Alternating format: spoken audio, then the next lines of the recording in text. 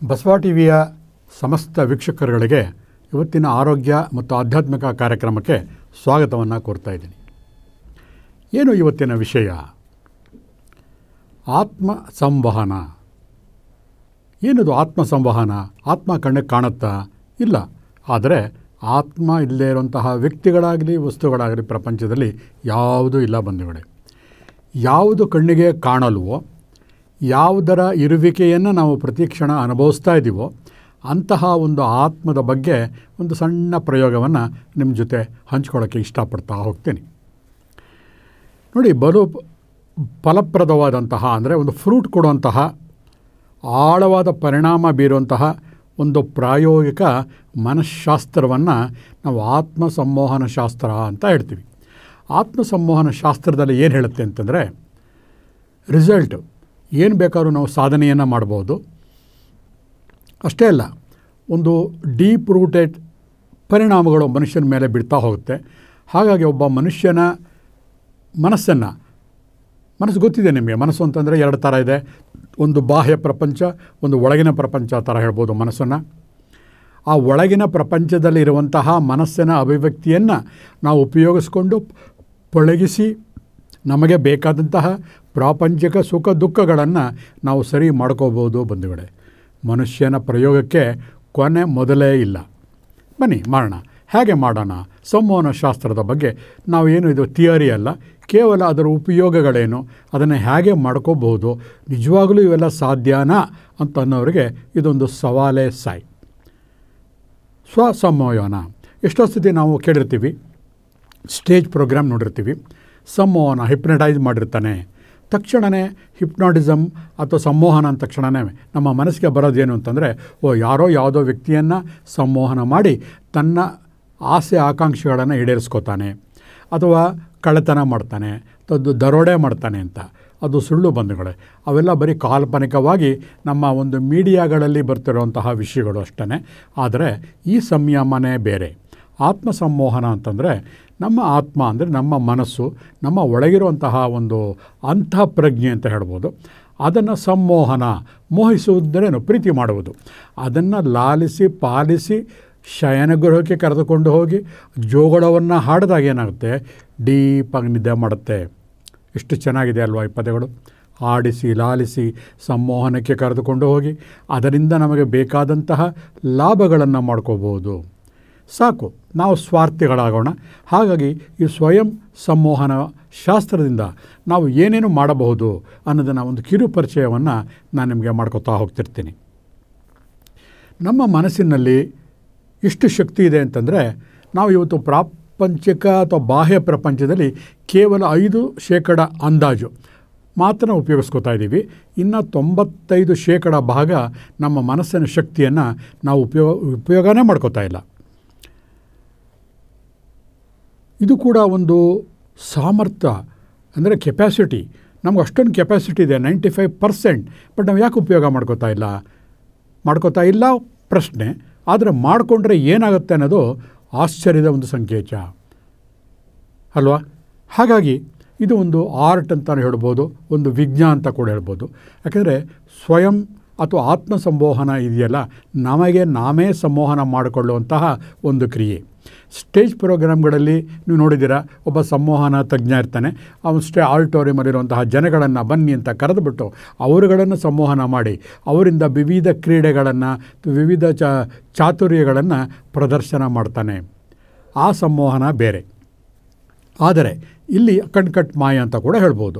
ಆದರೆ ಆತ್ಮ ಸಂಮೋಹನದಲ್ಲಿ ಏನಾಗುತ್ತೆ ಅಂದರೆ, ನಮ್ಮ ದೇಹಕ್ಕೆ, ನಮ್ಮ ಮನಸ್ಸಿಗೆ ಬೇಕಾದಂತಹ ಕೆಲವು ತೊಂದರೆ ಅಡೆತಡೆಗಳನ್ನು ನಾವು ಹೇಗೆ ನಿವಾರಿಸ್ಕೋಬೋದು, ಹಾಗೆ ನಮಗೆ ನಾವೇ ಹೇಗೆ ಗುರುಗಳಾಗಬಹುದು, ನಮಗೆ ನಾವೇ ಹೇಗೆ ಡಾಕ್ಟರ್ಗಳಾಗಬಹುದು ಅನ್ನುವ ಒಂದು ದಿಕ್ಕಿನಲ್ಲಿ ಇವತ್ತು ಆತ್ಮ ಸಂಮೋಹನವನ್ನು ನಾವು ನೋಡ್ತಾ ಹೋಗೋಣ ಬಂಧುಗಳೇ.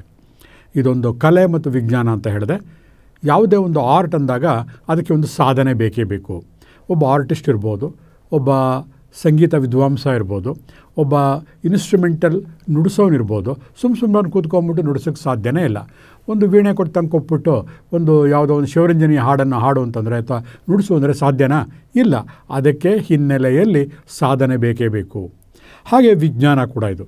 ಕಾರಣ ಒಂದು ವಸ್ತು ಆಗಲಿ, ಒಂದು ಕ್ರಿಯೆ ಆಗಲಿ ವಿಜ್ಞಾನ ಆಯಿತು ಅಂತ ಹೇಳಬೇಕು ಅಂತಂದರೆ ಜ್ಞಾನವನ್ನು ಅನುಭವಿಸಿ ನಾವು ಪ್ರಾತ್ಯಕ್ಷತೆ ಮಾಡಿಕೊಂಡಾಗ ಮಾತ್ರ ಅದು ವಿಜ್ಞಾನವಾಗುತ್ತೆ. ಅದಾಗೆ ವಿಜ್ಞಾನ ಎಲ್ಲೂ ಆಗೋದಿಲ್ಲ. 1843ನೇ ಇಸ್ವಿಯಲ್ಲಿ ಡಾಕ್ಟರ್ ಬ್ರೇಡ್ ಅಂತ ಒಬ್ಬ ಮ್ಯಾಂಚೆಸ್ಟರ್ನ ಡಾಕ್ಟರ್ ಇದ್ದರು. ಅವರು ಈ ಸಂಮೋಹನ ವಿದ್ಯೆಗೆ ಸಂಮೋಹನ ಅನ್ನೋ ಪದವನ್ನು ಉಪಯೋಗಿಸಿದ್ರು. ಅಂದರೆ ಲೆಕ್ಕ ಹಾಕಿ, ಸಂಮೋಹನ ಶಾಸ್ತ್ರ ಇವತ್ತು ನೆನ್ನೆಯದಲ್ಲ, 1843ನೇ ವರ್ಷಕ್ಕಿಂತ ಹಿಂದಿನ ವಿದ್ಯೆ. ಆವಾಗಲೇ ಆ ಪದಕ್ಕೆ ಸಂಮೋಹನ ಅನ್ನೋ ಒಂದು ಪದಗಳು ಬಂತು. ಇದರಲ್ಲಿ ಏನಿದೆ ಅಂತಂದರೆ ಕಲ್ಪನೆ ಮತ್ತು ನಮ್ಮ ಮನಃಶಕ್ತಿ ಅದರ ಒಂದು ಸಾಮರಸ್ಯವೇ ಈ ಸಂಮೋಹನ. ಕಲ್ಪನೆ ಯಾವ ಮನುಷ್ಯನಿಗೆ ಕಲ್ಪನೆಗಳನ್ನು ಮಾಡ್ಕೊಡೋಕ್ಕೆ ಸಾಧ್ಯ ಇದೆ, ಆಶಾಗೋಪುರವನ್ನು ಕಲ್ಪನೆ ಮಾಡ್ಕೋಬಲ್ಲ ಅಂತಹವನು ತನ್ನ ಮಾನಸಿಕ ಶಕ್ತಿಯನ್ನು ಅದ್ರ ಜೊತೆ ಸಂಯೋಜಿಸಿದಾಗ ಸಂಮೋಹನವಾಗುತ್ತೆ. ಆಯಿತು, ಸಂಮೋಹನ ಹಳೆಯದು ಅಂತಲೂ ಗೊತ್ತಾಯಿತು, ಅದರಿಂದ ಉಪಯೋಗ ಇದೆ ಅಂತಲೂ ಗೊತ್ತಾಯಿತು. ಇದೊಂದು ಕಲೆ, ವಿಜ್ಞಾನ ಅಂತ ಕೂಡ ಒಪ್ಕೊಂಡ್ರಿ. ಆಮೇಲೆ ನಮ್ಮ ಕಲ್ಪನಾ ಶಕ್ತಿಯಿಂದ ನಮ್ಮ ಮನಃಶಕ್ತಿಯನ್ನು ಸಂಯೋಜನೆ ಮಾಡಿದಾಗ ಒಳ್ಳೆಯದಾಗತ್ತೆ ಅಂತ ಗೊತ್ತಾಯಿತು. ಹಾಗಾದರೆ ಇವೆಲ್ಲ ನಮಗೆ ಬೇಡಪ್ಪ, ದೈನಂದಿನ ದಿನಗಳಲ್ಲಿ ಇದನ್ನು ನಾವು ಹೇಗೆ ಉಪಯೋಗಿಸ್ಕೋಬೋದು ಈ ಒಂದು ಆತ್ಮ ಸಂಮೋಹನ? ಮೊದಲು ಆತ್ಮ ಸಂಮೋಹನ ಹೇಗೆ ಮಾಡ್ಕೊಳ್ಳೋದನ್ನು ಕೊನೆಯಲ್ಲಿ ಹೇಳ್ತೀನಿ. ಮೊದಲು ಉಪಯೋಗಕ್ಕೆ ಬರೋಣ. ಎಷ್ಟೋ ಜನ ನಾವು ನೋಡ್ತಾ ಇರ್ತೀವಿ ಈ ಪ್ರಾಪಂಚಿಕದಲ್ಲಿ, ಎಷ್ಟೋ ಜನ ಕ್ಯಾನ್ಸರ್ ಪೇಷಂಟ್ ಇರ್ಬೋದು, ಹೃದಯ ಸಂಬಂಧಿ ಕಾಯಿಲೆಗಳು ನರಳ್ತಾ ಇದ್ದಾರಲ್ಲ, ಅವರೆಲ್ಲ ಯಾತಕ್ಕೋಸ್ಕರ ಮಾಡ್ತಾಯಿದ್ದಾರೆ ಅಂದರೆ, ಇಲ್ಲ ಗುಟ್ಕಾ ಸೇವನೆ ಮಾಡ್ತಾಯಿರ್ತಾರೆ, ತಂಬಾಕು ಸೇವನೆ ಮಾಡ್ತಿರ್ತಾರೆ, ಅಥವಾ ಡ್ರಿಂಕ್ಸ್ಗಳು ಮಾಡ್ತಾಯಿರ್ತಾರೆ. ಎಷ್ಟೋ ಜನಕ್ಕೆ ಬರೀ ಇಷ್ಟೇ ಅಲ್ಲ, ಅವ್ರು ಯಾವಾಗಲೂ ಉಗುರುಗಳನ್ನು ಕಡಿತಾ ಇರ್ತಾರೆ, ಕಂಟ್ರೋಲ್ ಮಾಡೋಕ್ಕಾಗ್ತಾನೇ ಇರೋದಿಲ್ಲ ಅವ್ರಿಗೆ. ಆಮೇಲೆ ಹೆಚ್ಚಾಗಿ ತಿನ್ನೋದು.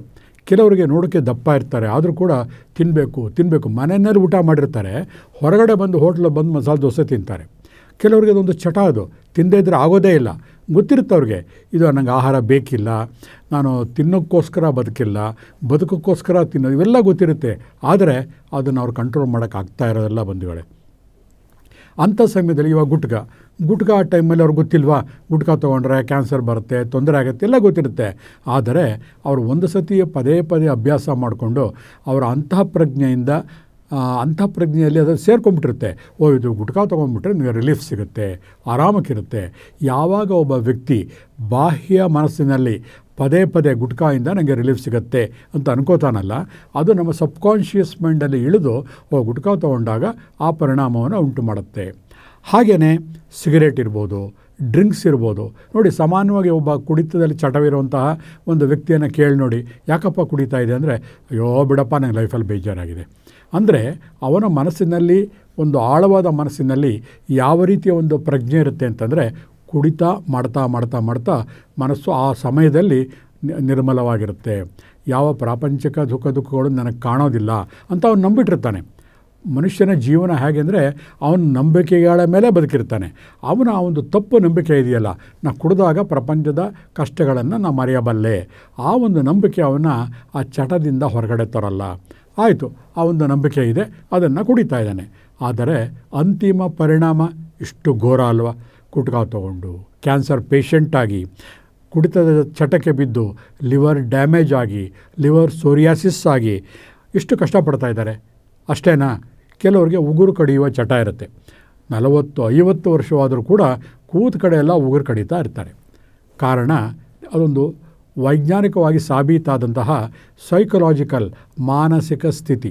ನೀವು ನೋಡಿರ್ಬೋದು, ಎಷ್ಟೋ ಜನ ಪುಟ್ಟ ಮಕ್ಕಳುಗಳು, ತಾಯಿಯ ಹಾಲು ಕುಡಿಯುವಂಥ ಮಕ್ಕಳುಗಳು ತಮ್ಮ ಬೆರಳನ್ನು ತಾವೇ ಬಾಯಲ್ಲಿಟ್ಕೊಂಡು ಚಿಪ್ತಾ ಹೋಗ್ತಿರ್ತಾರೆ. ಇದನ್ನು ವೈಜ್ಞಾನಿಕವಾಗಿ ವಿಶ್ಲೇಷಣೆ ಮಾಡಿದಾಗ ನಮ್ಮ ದೇಹದಲ್ಲಿ ಇರುವಂತಹ ಎನರ್ಜಿ ಹೊರಗಡೆ ಹೋಗೋದು ಬೆರಳಿನ ತುದಿಗಳಲ್ಲಿ. ಅದಕ್ಕೆ ನಾವು ಇನ್ನೊಬ್ಬರಿಗೆ ಆಶೀರ್ವಾದ ಮಾಡುವಾಗ ಕೈಗಳಿಂದ ಆಶೀರ್ವಾದವನ್ನು ಮಾಡ್ತೀವಿ. ಆ ಬೆರಳಿನ ತುದಿಗಳಲ್ಲಿ ನಮಗೇ ಗೊತ್ತಿಲ್ಲದೆ ಇರುವಂತಹ ಒಂದು ರೀತಿಯ ಸ್ಪಂದನ ಇರುತ್ತೆ. ಹಾಗಾಗಿ ಎಳೆಯ ಹಾಲು ಕುಡಿಯುವ ಮಕ್ಕಳು ಕೂಡ ತಮ್ಮ ಬೆರಳನ್ನು ತಾವೇ ಬಾಯಲ್ಲಿಟ್ಕೊಂಡು ಆನಂದವನ್ನು ಪಡಿತಾರೆ. ಅದು ಬೆಳೀತಾ ಹೇಗೆ ಬರುತ್ತೆ ಅಂದರೆ, ಮನುಷ್ಯ ದೊಡ್ಡವನಾದರೂ ಕೂಡ ತನ್ನ ಉಗುರನ್ನು ತಾನೇ ಕಡಿತಾ ಇರ್ತಾನೆ. ಅಲ್ಲಿ ಏನಿರೋದಿಲ್ಲ, ಉಗುರು ಬೇಕಾದ್ರೆ ನಾವು ಕಟ್ ಮಾಡ್ಕೋಬೋದು. ಆದರೆ ಆ ಒಂದು ಚಟ ಇದೆಯಲ್ಲ, ಆ ಬೆರಳನ್ನು ಬಾಯಿಗೆ ಟಚ್ ಮಾಡಿದಾಗ ಆ ಒಂದು ಬಾಡಿನಲ್ಲಿ ಸರ್ಕ್ಯುಲೇಟ್ ಆಗ್ತಿರೋಂಥ ಎನರ್ಜಿ ಲೀಕೌಟ್ ಆಗದೆ ರೀಸರ್ಕ್ಯುಲೇಟ್ ಆಗುತ್ತೆ, ಪ್ರವಹಿಸುತ್ತೆ. ಆವಾಗ ಮನುಷ್ಯನಿಗೆ ಏನೋ ಸಮಾಧಾನ ಸಿಕ್ಕಂತಹ ಒಂದು ಭಾವನೆ ಭ್ರಮೆನಲ್ಲಿರ್ತಾನೆ. ಹಾಗಾಗಿ ಮನುಷ್ಯನಿಗೆ ಆ ಚಟದಲ್ಲಿ ಬೀಳ್ತಾನೆ. ಹಾಗೆ ಹೆಚ್ಚು ತಿನ್ನೋದು ನೋಡಿದ್ದೀರಾ ನೀವು, ಎಷ್ಟೋ ಜನ ನಮ್ಮ ಸ್ನೇಹಿತರುಗಳಲ್ಲಿ ನೋಡ್ತಾ ಇರ್ತೀವಿ. ತಿನ್ನೋದು ಅವ್ರಿಗೇನು ಊಟ ಆದಮೇಲೂ ತಿಂತಾಯಿರ್ತಾರೆ, ಬಂದಮೇಲೂ ತಿಂತಿರ್ತಾರೆ, ಹೊರಗಡೆ ಮನೆಗೆ ಬಂದಮೇಲೂ ತಿಂತಿರ್ತಾರೆ. ತಿನ್ನುವುದೇ ಒಂದು ಚಟ ಆಗಿಬಿಟ್ಟಿರುತ್ತೆ. ಅವ್ರಿಗೆ ಗೊತ್ತಿರುತ್ತೆ ಅಷ್ಟೊಂದು ನನ್ನ ದೇಹಕ್ಕೆ ಅವಶ್ಯಕತೆ ಇಲ್ಲ. ಆದರೂ ಕೂಡ ಏನಾಗ್ತಾ ಇರುತ್ತೆ, ಇದೊಂದು ಮಾನಸಿಕ ದಾರಿದ್ರ್ಯ ಅಂತ ಹೇಳ್ಬೋದು. ಮನಸ್ಸಲ್ಲಿ ಏನಾಗ್ಬಿಡುತ್ತೆ ಅಂತಂದರೆ, ನಾಳೆ ನನಗೆ ಸಿಗುತ್ತೋ ಇಲ್ವೋ, ಇವತ್ತಿದ್ದಾಗ ತಿನ್ಬೇಡ, ನಾಳೆ ಏನಾಗುತ್ತೋ ಏನೋ ಒಂದು.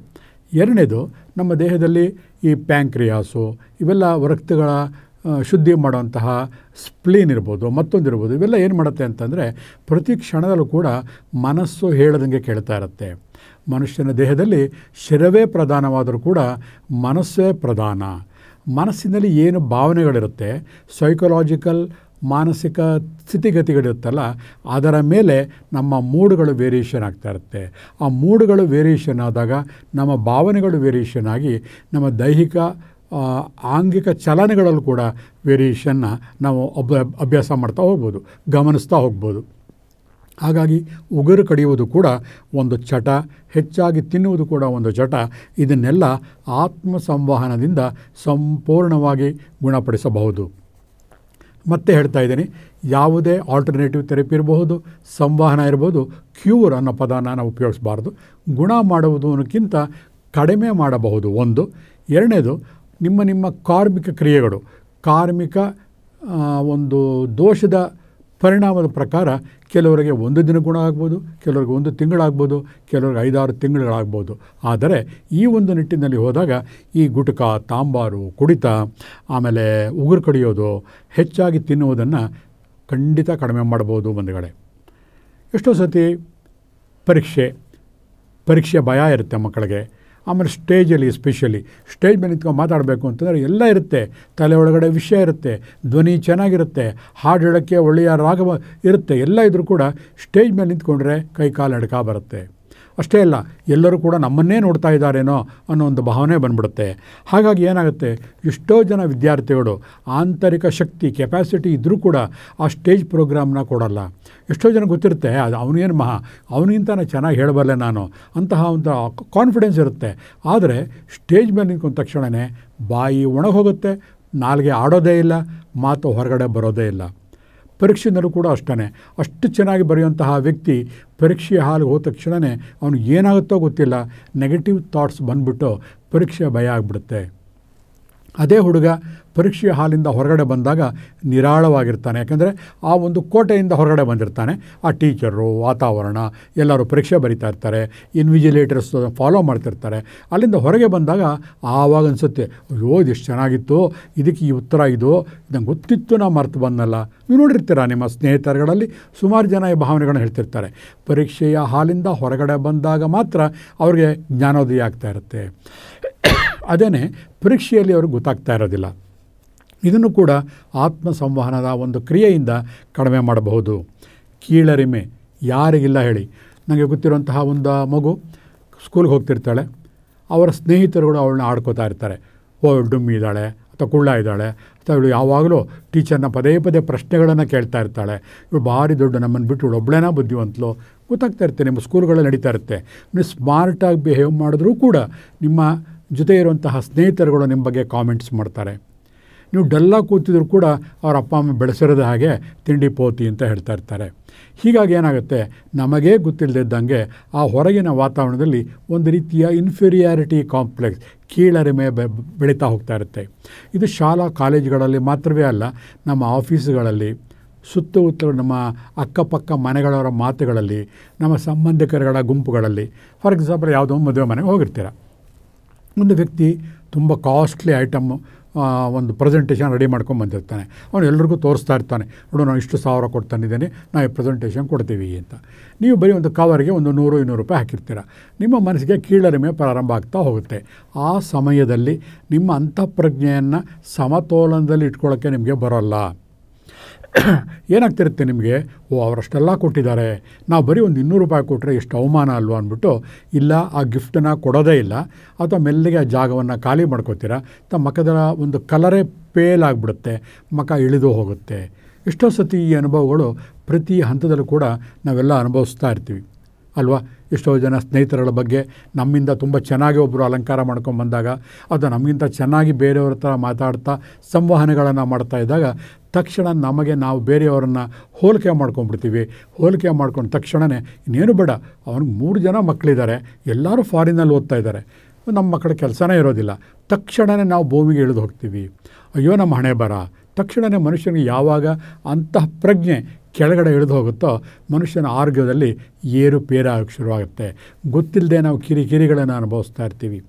ಎಷ್ಟೋ ಸತಿ ಮನೆಯಲ್ಲಿ ಯಾವುದೊಂದು ಗೃಹ ಪ್ರವೇಶಕ್ಕೆ ಹೋಗಿ ಬಂದಿರ್ತೀವಿ, ತುಂಬ ಚೆನ್ನಾಗಿ ಮಾಡರ್ನೈಸ್ ಆಗಿ ಕಟ್ಟಿರ್ತಾನೆ.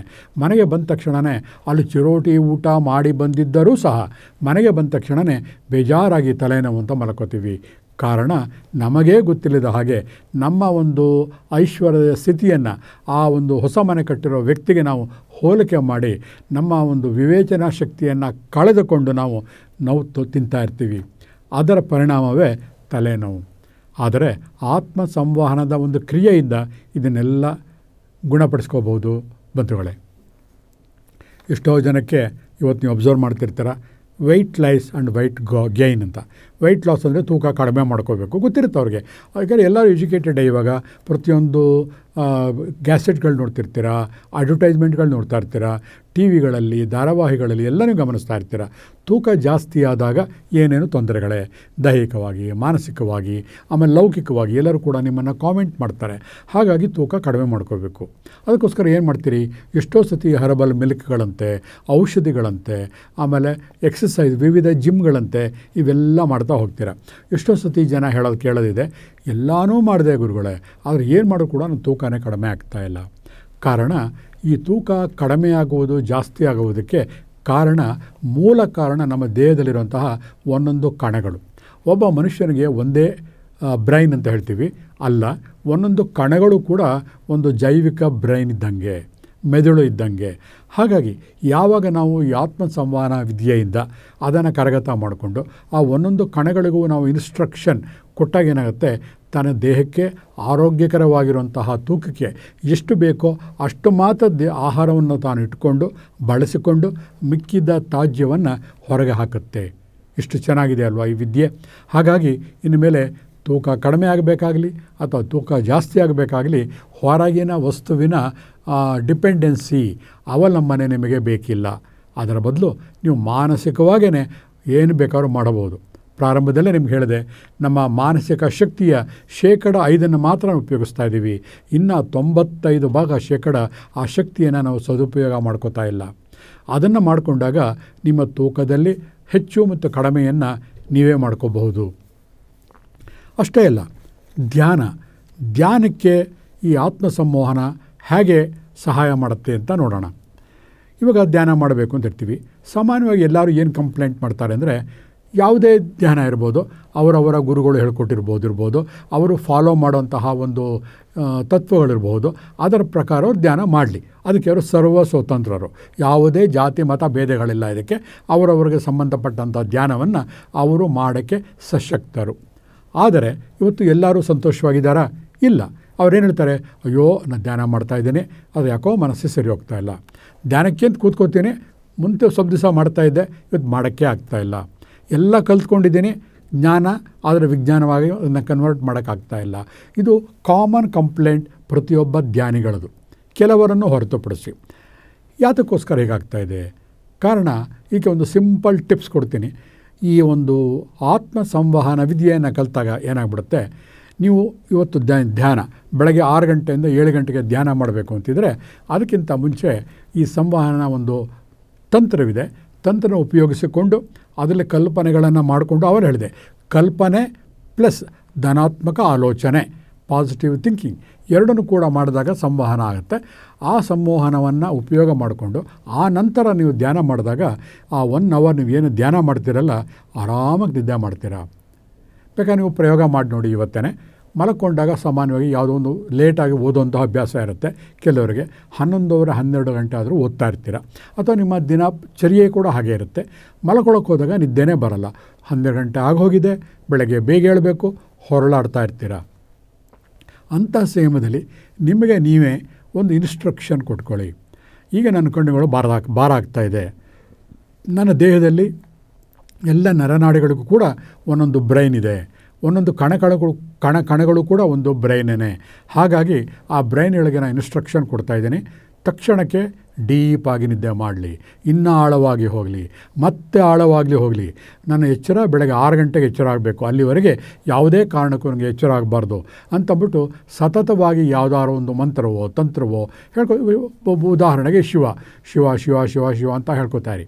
ಯಾವುದೇ ನಿಮಗೆ ಅಥವಾ ರಾಮ, ನಿಮಗೆ ಇಷ್ಟವಾದಂತಹ ಒಂದು ದೇವರ ಹೆಸರಿರ್ಬೋದು, ಅಥವಾ ರಾಘವೇಂದ್ರ ಇರ್ಬೋದು, ಅಥವಾ ಬಸವಣ್ಣನಿರ್ಬೋದು, ಆ ಒಂದು ತತ್ವ ಅಥವಾ ಓಂಕಾರ ಇರ್ಬೋದು.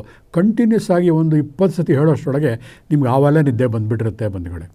ಅಂದರೆ ಯಾವಾಗ ನಮ್ಮ ಕಲ್ಪನೆಯನ್ನು ಮನಸ್ಸಿನ ಭಾವನಾತ್ಮಕ ಶಕ್ತಿಯ ಒಂದಿಗೆ ಸಂಯೋಜಿಸಿದಾಗ ನಿಮಗೇ ಗೊತ್ತಿಲ್ಲದಿದ್ದಾಗೆ ಆ ಒಂದು ರೀತಿಯ ಸಂಮೋಹನ ಸ್ಥಿತಿಗೆ ನೀವು ಹೋಗಿ ನಿಮ್ಮ ಆಸೆಗಳು ಈಡೇರ್ತಾ ಹೋಗ್ತಾ ಇರುತ್ತೆ.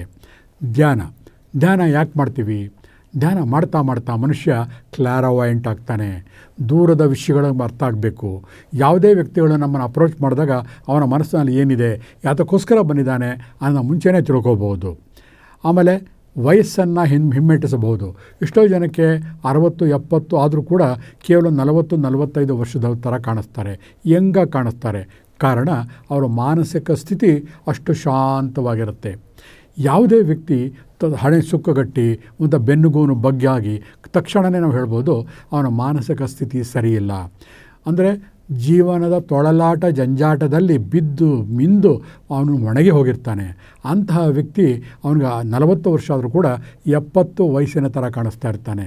ಹಾಗಾಗಿ ಅಂತಹ ಧ್ಯಾನ ಮಾಡಬೇಕಾದಾಗ ಮುಂಚೆ ಸಂವಹನ ಸ್ಥಿತಿಯನ್ನು ನೀವು ಪ್ರಾರಂಭದಲ್ಲಿ ಮಾಡಿಕೊಂಡು ನಂತರ ಮಾಡಿದಾಗ ವಯಸ್ಸನ್ನು ಕೂಡ ಹಿಮ್ಮೆಟ್ಟಿಸಬಹುದು ಬಂಧುಗಳೇ. ಹಿಂದೆ ಪ್ರಾಪಂಚಿಕ ಯುದ್ಧಗಳು ನಡೆದಾಗ first world war, second world ವಾರ್ಗಳಲ್ಲಿ ಸೈನಿಕರ ಮೇಲೆ ಈ ಸಂವಹನವನ್ನು ಪ್ರಯೋಗ ಮಾಡ್ತಾಯಿದ್ರು ಅನ್ನೋದಕ್ಕೆ ವೈಜ್ಞಾನಿಕ ದಾಖಲೆಗಳು ಕೂಡ ಇದೆ. ಎಷ್ಟೋ ಜನ ಮನೆಯಲ್ಲಿ ಹೇಳ್ತಿರ್ತಾರೆ, ಮಕ್ಕಳುಗಳು ಹಾಸಿಗೆಯಲ್ಲಿ ಮೂತ್ರ ವಿಸರ್ಜನೆ ಮಾಡ್ತಾರೆ. ಅಂತಹ ದೊಡ್ಡವರು ಕೂಡ ಅಂತಹವ್ರನ್ನು ಕೂಡ ನಾವು ಈ ಸಂವಹನದಲ್ಲಿ ಕ್ಯೂರ್ ಮಾಡಬಹುದು. ಅಷ್ಟೇ ಅಲ್ಲ, ನಿಮ್ಮ ಜೀವನದ ಯಾವುದೇ ತೊಂದರೆಗಳಿರಲಿ, ಯಾಕಂದರೆ ಪ್ರತಿಯೊಂದು ಕೂಡ ಎವ್ರಿಥಿಂಗ್ ಇಸ್ ಸೈಕೋಸೊಮ್ಯಾಟಿಕ್. ನಮಗೆ ಬರುವಂತಹ ಕಾಯಿಲೆಗಳಲ್ಲಿ 99% ಭಾಗ ಈ ಕ್ರಿಮಿಕೀಟಗಳಿಂದ ಬರುವಂತಹ ಕ್ಯಾನ್ಸರ್ ಇರ್ಬೋದು, ಅದನ್ನು ಕೂಡ ಹೊರತು, ಅಥವಾ TB ಇರ್ಬೋದು ಬಿಟ್ಟು ಮಿಕ್ಕಿದ ಎಲ್ಲವನ್ನು ಕೂಡ ಈ ಒಂದು ಸಂವಹನ ವಿದ್ಯೆಯಿಂದ ಗುಣಪಡಿಸಬಹುದು. ಈವನ್ ನಿಮಗೊಂದು ಫ್ರ್ಯಾಕ್ಚರ್ ಆಗಿದ್ರೂ ಕೂಡ ನಿಮ್ಮನ್ನು ಸಂವಹನ ಸ್ಥಿತಿಗೆ ತೊಗೊಂಡೋಗ್ಬಿಟ್ಟು ಪ್ರತಿ ದಿವಸ ಅದರಲ್ಲಿ ಟ್ರೀಟ್ಮೆಂಟ್ ಮಾಡ್ತಾ ಮಾಡ್ತಾ ನಿಮ್ಮ ಒಂದು ಗುಣಪಡಿಸುವ ಕ್ರಿಯೆ ಬೇಗ ಆಗೋ ಹಾಗೆ ಮಾಡಬಹುದು. ಇದು ವೈಜ್ಞಾನಿಕವಾಗಿ ಕೂಡ ಸಾಬೀತಾಗಿದೆ. ಆದರೆ ನಮಗೆ ಗೊತ್ತಿರುತ್ತೆ, ಜ್ಞಾನವನ್ನು ನಾವು ವಿಜ್ಞಾನ ಮಾಡ್ತಾ ಇಲ್ಲ. ಎಲ್ಲವೂ ತಿಳ್ಕೊಂಡಿರ್ತೀವಿ, ಆದರೆ ಅದು ವಿಜ್ಞಾನ ಅಂದರೆ ಅನುಭವವನ್ನು ಸೇರಿ ಮಾಡಿದಾಗ ಮಾತ್ರ ಅದು ವಿಜ್ಞಾನ ಆಗುತ್ತೆ ಬಂಧುಗಳೇ, ಹೌದಲ್ವ? ಹಾಗಾಗಿ ನಾವು ಇವತ್ತಿಂದನೇ ಇಂಥ ವಿಷಯಗಳನ್ನು ಸಂವಹನ ಸ್ಥಿತಿಗೆ ಹೋಗಿ ಮಾಡೋಣ. ಹಾಗಾದರೆ ಜಾಗೃತ ಮನಸ್ಸು, ಸುಪ್ತ ಮನಸ್ಸು ಅಂತ ನಿಮಗೆ ಗೊತ್ತಿದೆ. ಜಾಗೃತ ಮನಸ್ಸು ನಾವು ಮಾತಾಡ್ತಾ ಇರೋದು, ಕೇಳ್ತಾ ಇರೋದು. ಸುಪ್ತ ಮನಸ್ಸನ್ನು ಹೇಗೆ ಕಂಟ್ರೋಲ್ ಮಾಡೋದು ಅಂತಂದರೆ, ಸುಪ್ತ ಮನಸ್ಸು ಲಾಜಿಕ್ ತರ್ಕ ಮಾಡೋದಿಲ್ಲ. ಅದು ಜಾಗೃತ ಮನಸ್ಸಲ್ಲಿ ಪದೇ ನಾವು ಏನು ಅನ್ಕೋತೀವೋ ಅದನ್ನು ಸುಪ್ತ ಮನಸ್ಸು ಪಾಲಿಸುತ್ತೆ. ನೋಡಿ ಎಷ್ಟು ಸಿಂಪಲ್.